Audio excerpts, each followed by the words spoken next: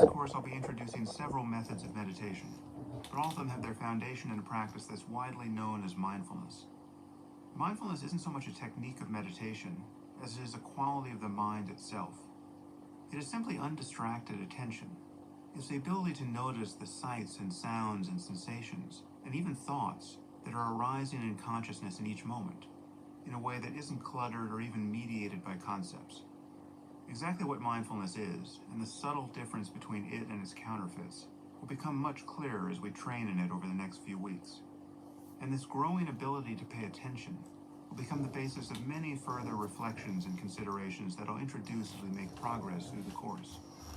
Today, we'll begin with just 5 minutes of meditation, using an extremely simple practice of paying attention to the sensations of breathing. I'll discuss the logic of this practice later on, and explain why it makes sense to do it. But for today, I just want you to try it for 5 minutes. So take a moment to find a comfortable posture. You can sit cross-legged on a cushion if you want to, but generally I recommend that you find a comfortable chair where you can sit upright. A desk chair would be perfect. And once you're comfortable, close your eyes, and then take a few deep breaths.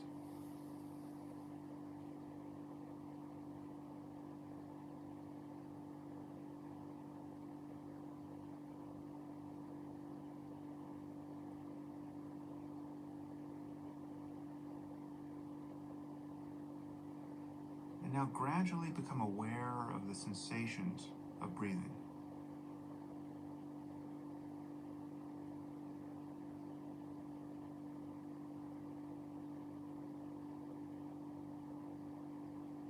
Notice where you feel the breath most distinctly, either the tip of your nose, or in the rising and falling of your chest or abdomen.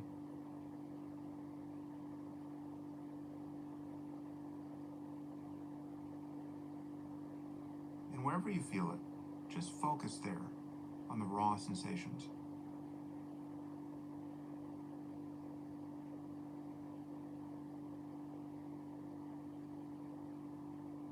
And then just let your breath come and go naturally. There's no need to control it. If it's deep, that's fine. If it's shallow, that's fine. Just feel these sensations as closely as you can.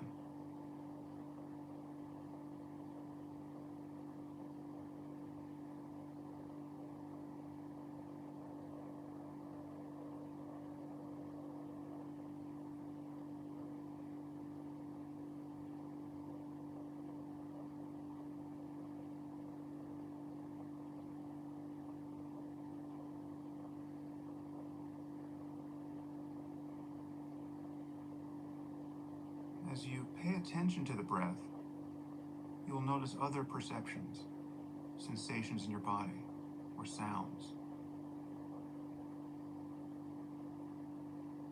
Notice these things too, and then just come back to the feeling of breathing.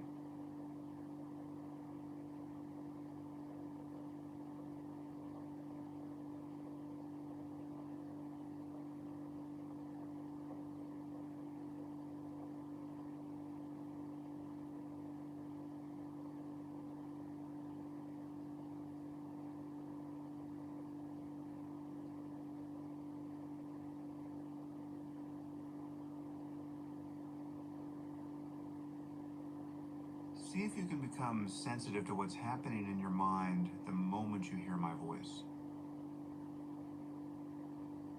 In the beginning, almost invariably, I'll be interrupting your train of thought, catching you thinking while you are attempting to pay attention to the breath.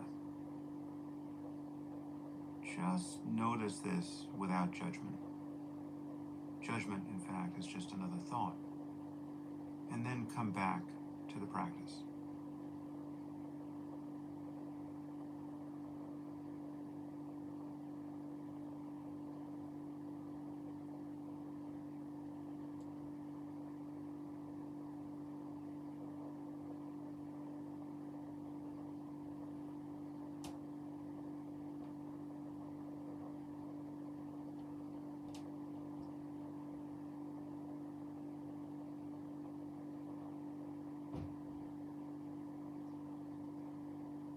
moment you become aware that you're thinking with images or language, observe the thought itself, and then come back to the sensation of breathing.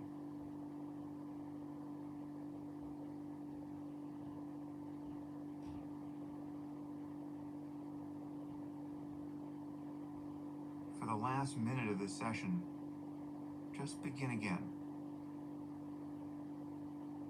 See if you can feel the next inhalation from the moment it appears until the moment it subsides.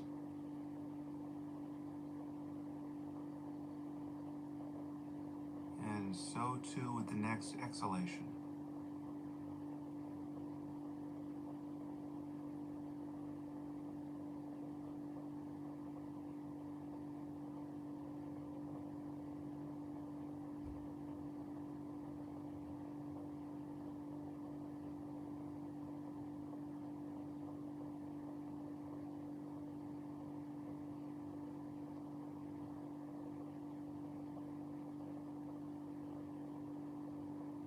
Okay.